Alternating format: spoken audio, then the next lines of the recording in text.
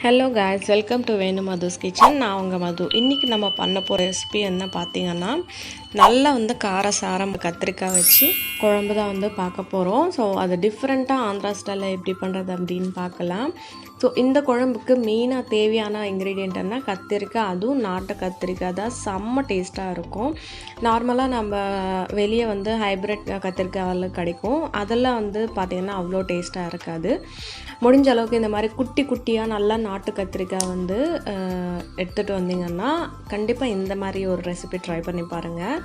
லஞ்சுக்கு அருமையான ஒரு ரெசிபி அப்படின்னு சொல்லலாம். கம்மியான இன்க்ரீடியன்ட்ஸ்லேயே ஒரு ஃபுல்ஃபில்லான மீலாக இருக்கக்கூடிய ஒரு குழம்பு தான் இப்போ எப்படி பண்ணுறது அப்படின்னு பார்க்கலாம். ஸோ அதுக்கு மிக்ஸி ஜாரில் ஒரு 1/4 கப் அளவுக்கு தேங்காய் சேர்த்துருக்கேன். 1 டேபிள் ஸ்பூன் அளவுக்கு கசகசா. இது நம்ம குழம்புக்கு மெயினான ஒரு டேஸ்ட்டு கொடுக்கும். கண்டிப்பாக இது சேர்த்தா தான் உங்களுக்கு டேஸ்ட்டு நல்லா சூப்பராக இருக்கும். அதோட ஒரு 4லேருந்து 5 கிராம்பு சேர்த்துருக்கேன். அப்புறம் ஒரு சின்ன துண்டு பட்டை. ஸோ இது எல்லாமே தான் சேர்த்துட்டு நல்லா பேஸ்ட்டாக அரைச்சிக்கலாம். பாருங்கள், இந்த மாதிரி நல்லா மையாக கொஞ்சமாக தண்ணி ஊற்றிட்டு அரைச்சதுக்கப்புறம் இந்த மாதிரி கன்சிஸ்டன்சியில் இருக்கும். கடாய் நல்லா சூடானதும் ஃபஸ்ட்டு ஒரு டேபிள் ஸ்பூன் அளவுக்கு எண்ணெய் சேர்க்குறேன். மேலே கொஞ்சோண்டுமாக கட் பண்ணிவிட்டு அப்புறம் கீழே ஒரு ப்ளஸ் மாதிரி கட் பண்ணிக்கலாம்.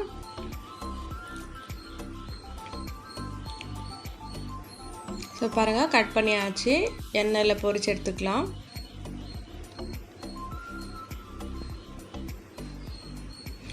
ஸோ எல்லாமே கட் பண்ணி சேர்த்தாச்சு.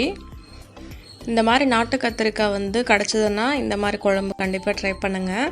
நம்ம நார்மலாக அப்படியே குழம்பு செஞ்சு இந்த மாதிரி கத்திரிக்காய் அதில் ஆட் பண்ணுறதை விட எண்ணெயில் ஒரு வாட்டி இந்த மாதிரி அப்புறம் நீங்கள் ஆட் பண்ணி பாருங்கள். டேஸ்ட் வேறு லெவலில் டிஃப்ரெண்ட்டாக உங்களுக்கு இருக்கும். அவ்வளோதான், ஃபைனலாக நம்ம ஃப்ரை பண்ணியாச்சு. பாருங்கள், கலர் மாறி இருக்குது, ப்ரௌன் கலரில் ஆகிடுச்சு. பிளேட்டில் ட்ரான்ஸ்ஃபர் பண்ணிடலாம். அதே கடாயில் இன்னும் கொஞ்சம் எண்ணெய் ஊற்றிக்கலாம். பார்த்திங்கன்னா இந்த குழம்புக்கு கொஞ்சம் எண்ணெய் கூட அதிகமாக சேர்த்துக்கோங்க, நல்லாயிருக்கும். எண்ணெய் சேர்த்தாச்சு. எண்ணெய் கொஞ்சம் ஹீட் ஆகட்டும். ஹீட் ஆனதும் 1 டீஸ்பூன் கடுகு,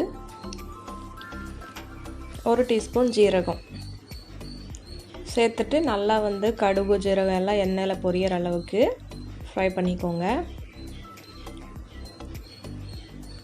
அதுக்கப்புறம் நல்லா ஃபைனாக சாப் பண்ணியிருக்கேன் ஆனியன் சேர்த்துக்கலாம். இதுக்கப்புறம் ஒரு கொத்து கருவேப்பிலை சேர்த்துக்கலாம். சேர்த்தாச்சு. நல்லா ஃப்ரை பண்ணி விட்டுக்கலாம். இந்த குழம்புல பேஸ் பார்த்திங்கன்னா இந்த ஆனியன் எல்லாமே நல்லா ஃபைனாக சாப் பண்ணிவிட்டு நல்லா வதக்கணும். அதுதான் மெயினான ஒரு ஸ்டெப்பு. இஞ்சி பூண்டு விழுது கரெக்டாக ஒரு டேபிள் ஸ்பூன் அளவுக்கு ஆட் பண்ணியிருக்கேன். இதுவும் அந்த வெங்காயத்தோடு சேர்த்துட்டு நல்லா வதக்கி விட்டுக்கோங்க. பச்சை வாசனை நல்லா போகணும். அப்போ தான் மெயினான ஒரு டேஸ்ட் வரும். அடுத்து 2 பழுத்து தக்காளி எடுத்திருக்கேன், ஃபைனாக சாப் பண்ணிவிட்டு அதுவும் சேர்த்துக்கலாம். எல்லாமே சேர்த்து நல்லா ஒரு வாட்டி கலந்து விட்டுக்கலாம். லிட் க்ளோஸ் பண்ணி ஒரு 5 மினிட்ஸ் மீடியம் ஃப்ளேமில் இந்த தக்காளி வெங்காயம் நல்லா குக் பண்ணலாம். அப்போ நல்லா சாஃப்டாக ஒரு கிரேவி மாதிரி வரும், அதுக்காக. ஸோ இப்போ லிட் ஓப்பன் பண்ணி பார்க்கலாம். அப்படி லைட்டாக குத்தி விட்டுக்கோங்க. இந்த மாதிரி நம்ம பண்ணுறதுனால நல்லா கொஜ்ஜு மாதிரி நம்மளுக்கு கிடைக்கும். அடுத்து நம்ம இதில் பவுடர்ஸ் எல்லாம் சேர்த்துடலாம். மஞ்சள்தூள் ஒரு 1 டீஸ்பூன் அளவுக்கு சேர்த்துருக்கேன். அடுத்து காரத்துக்கேற்ப மிளகாத்தூள் 2லேருந்து 3 டேபிள் ஸ்பூன் சேர்க்குறேன். ஏன்னா நம்ம தேங்காய் பால் தேங்காய் பேஸ்ட்டு சேர்க்குறோம் இல்லையா, அதனால் கொஞ்சம் கூட சேர்த்துருக்கேன். அப்புறம் டேஸ்ட்டுக்கு தக்கன சால்ட்டு சேர்த்துட்டு நல்லா பவுடர்ஸ் எல்லாமே இந்த கிரேவியில் படுற மாதிரி நல்லா சாஃப்டாக நல்லா மிக்ஸ் பண்ணி விட்டுக்கலாம்.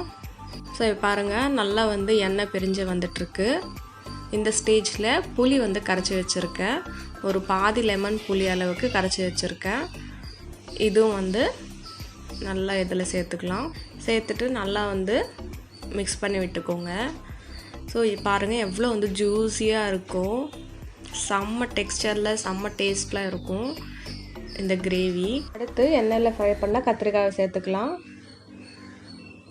நம்ம எண்ணெயில் ஃப்ரை பண்ண கத்திரிக்காயை சேர்த்துட்டு மிக்ஸ் பண்ணதுக்கப்புறம் நம்ம கிரவுண்ட் பேஸ்ட் வந்து சேர்த்துக்கலாம். மிக்ஸிலே வந்து கொஞ்சமாக தண்ணி ஊற்றிட்டு அதுவும் வந்து சேர்த்துக்கலாம். இப்போ வந்து எல்லாமே ஒரு தடவை கலந்து விட்டுக்கலாம்.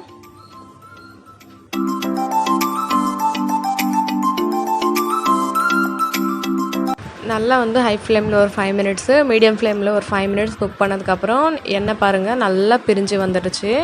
ஸோ இந்த ஸ்டேஜ் தான் வந்து பர்ஃபெக்டான ஸ்டேஜு. ஸோ அவ்வளோதான், நம்மளோட நூனை வெங்காய கூரை ரெடி. இனி வந்து நம்ம பிளேட்டில் சர்வ் பண்ண வேண்டியது தான். டடான், கமகமானு கத்திரிக்காய் குழம்பு ரெடி.